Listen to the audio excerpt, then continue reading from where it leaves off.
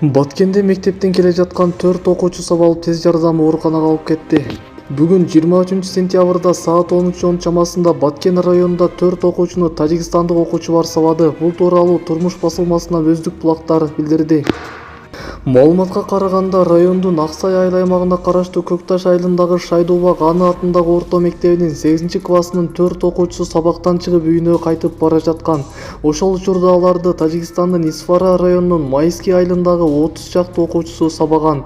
4 окуучуну тез жардам унаасы Баткен шаарына алып кетти. Тажикстандын Самониен аймагында тажик жарандары кыргызстандыктардын үйлөрүнө таштарды ырытышкан.